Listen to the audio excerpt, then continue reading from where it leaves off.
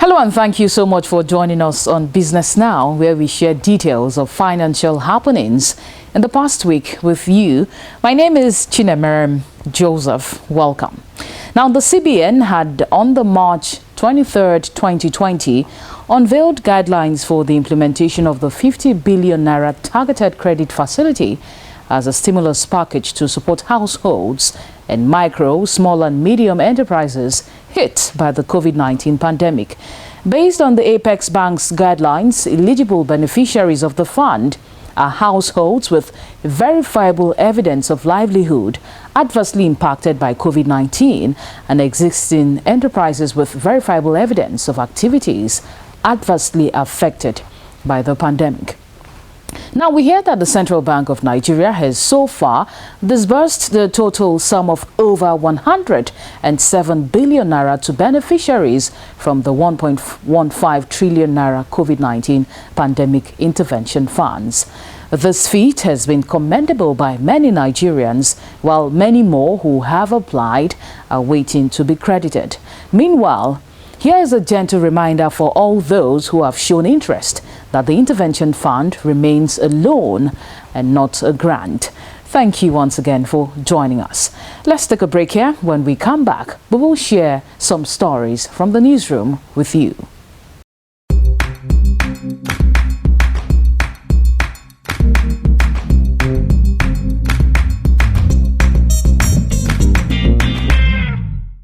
Thank you so much for joining us again. And now to the newsroom. The National Bureau of Statistics says Nigeria's total trade declined by 17.94% in the first quarter of 2020 compared to the value recorded in the last quarter of 2019, but increased marginally by 0.80% year-on-year.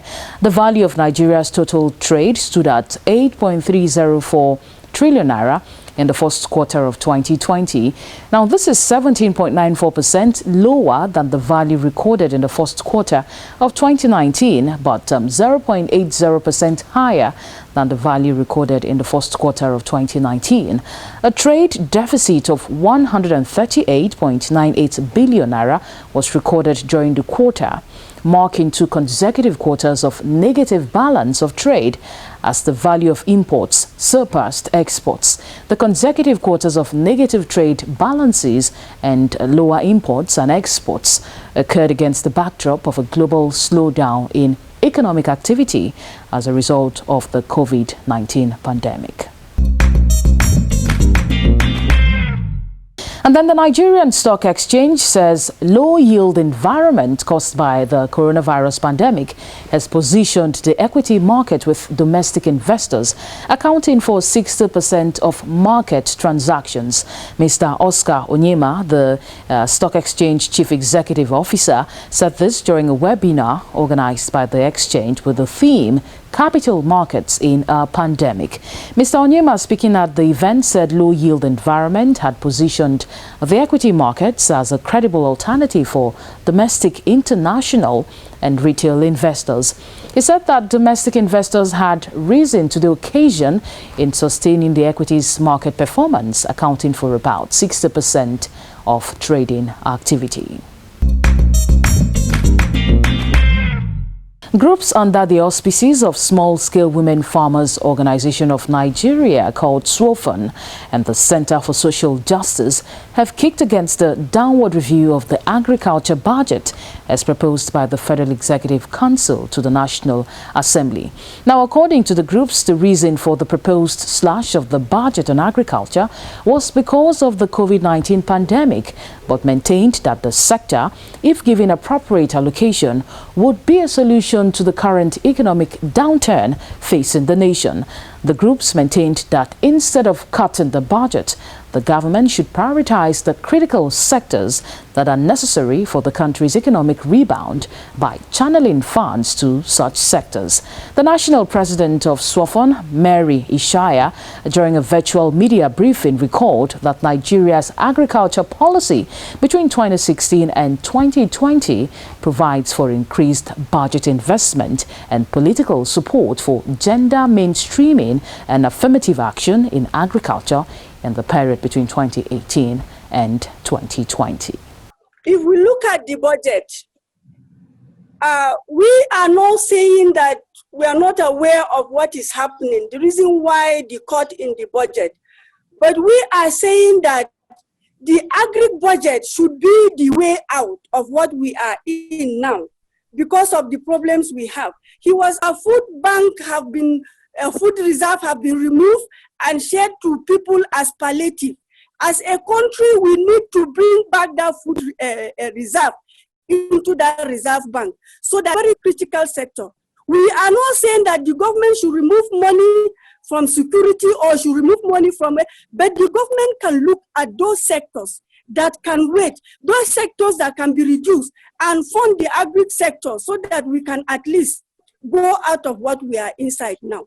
You have actually been seeing the government is trying to make sure that they come up with a lot of intervention to be able to support farmers generally. And they are saying that at least 40% should go to women. But sincerely speaking, accessing this money, especially to smallholder farmers, especially women, is not easy. If you look at the condition attached to accessing this money, you virtually agree with me that it's not possible for a rural woman farmer who does not have any title document, who does not even own a land, who does not even have any saving to be able to, access this money. You need, some funds will say you need a guarantor in a specific location who will have a property worth how many thousands of naira. That one is possible. If actually that they want women to access this money should pass through the Federal Ministry of Agriculture, who knows the farmers they have been working with. And through them, women can be able to access this money. But for now, I've been talking with my women all over the 36 states, including FCT. I've not gotten one person that have accessed this money for now. But we are still struggling. We are still appealing. We are still advocating. A woman, I'm residing where there is no electricity bill. If I go to open an account, they will say, bring NEPA bill, bring water bill, or else you cannot open an account in the bank. And these are some of the conditions attached that women are not able to access this money. We are appealing to the federal government to make the conditions very, very conducive for women to be able to access. Instead of giving it to the big farmers, if you want actually smallholders farmers to access this money, the conditions have to be reviewed. Thank you. The Minister of State for Petroleum Resources, Chinaemerem Silva, has tasked new Governing Council of the Nigerian Content Development and Monitoring Board, NCDMB, on strengthening local content for growth of the oil and gas sector. Mr. Silva made this known at the inauguration of members of the Governing Council in Abuja. He further charged the council to develop policies to ensure growth of the capacity of indigenous oil and gas operators. The minister said that the NCDMB's 10-year strategic roadmap launched in 2018 was a key compass to ensuring that Nigeria derived more value in country from its hydrocarbon resources. And that's all we'll be taking from the newsroom for now. We'll go on a short break to bring you an update from the food market and thereafter share more business activities that occurred during the week. To join us again.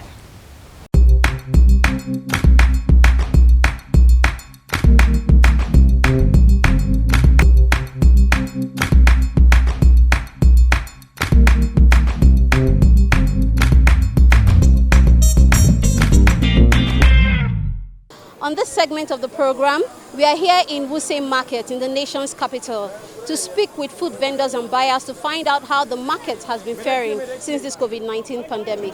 So we'll be speaking with as many of them who will be giving us details. How can you describe current patronage now that the lockdown has been partially eased? Now that it's partially eased, you can see nobody is in the market. Nobody's in the market. Especially that Monday, since they added that Monday, that we should be coming on Mondays, to now be as if they wipe all the customers. The market is not as full as it is before. My sister, it can never be the same thing though. Still, instead of you to do 3-4 mudu, you are cooking 1 mudu and you pay transport going and coming. Things are not happening as it's supposed to be. No, people not buy well when I give before now. So because of people they get money nowadays. Commodity every don't add money. Has there been inflation in the prices of your products? Yes, yes. So especially in this provision side, the cost price of it is now high, unlike before. Initially, let's take for instance, initially this 5 liters of oil, you get it 11,000. Now it's 12 now, close to 13,000, almost 13,000. So many, see Semo now. We sell Semo before 3,000. Now it's 3,500 because we buy at rates of 3,300. Everything is very expensive, very, very expensive. And people keep complaining that if we add money, they will not eat. And no, you know, you're looking for customer, and the one you are having, you cannot add their money. How can you make it? So people are complaining. Can you say you've made profit or loss so far? By God's grace, I make profit. I also make loss. Because by the time this thing gets spoiled, you won't see your profits. Again, if you've been praying for God to help you to sell it, if you can see your capital. At the first time, everything got spoiled. We are all just managing, even till now. Instead of you to cook enough, you cannot cook enough. Even the people buying are complaining because of what? No money. There was a time, that first lockdown, this snake really died because of heat. It really died, very heavy loss. Even this my neighbor, I was the one who helped her to open it. If we buy snail of 100,000, I believe the one she lost is over 20,000 naira snail. It's more than 20,000 naira snail. What about your customers? Are they afraid of being infected by the food or the food packaging? How has their reactions been? So, as Nigeria level, and so we do anyhow, what they take come, we go sell for them like that. But we have our sanitizers we use for them. So even telling them that Corona is real, but at least we have to protect ourselves from some things. So when they come, we give gap for them not to be affected. We have our sanitizer, we have our hand wash, soap. So we try all we can do. How has your experience been since this COVID-19 in terms of going to the markets? Okay, see this COVID-19, we have not been taking it easy at all. This is going higher by day, even though there's no market. Especially all those food stuff is the one that I see that is moving. But the other business, there's no market. So how are you able to pick the goods when you buy them? Do you use a glove or what do you use? Do you also use your face mask? No, sometimes I don't come with face masks. And when I go home, I used to take a bath and I wash my hands regularly. That's what I do. That virus COVID-19, I don't believe that it is true. Because in my area, some I even open their mouth, covering to each other. I have not really seen anyone that say, come and arrest in my area and in my environment. So I don't believe it is true. Okay, so you don't see any need to use your face mask or sanitizer? Yes, I don't. And with that, it's a wrap on this segment. Do stay tuned with us for more. Remember, it is highly unlikely that people can contract COVID-19 from either food or food packaging, as there has been no evidence of such.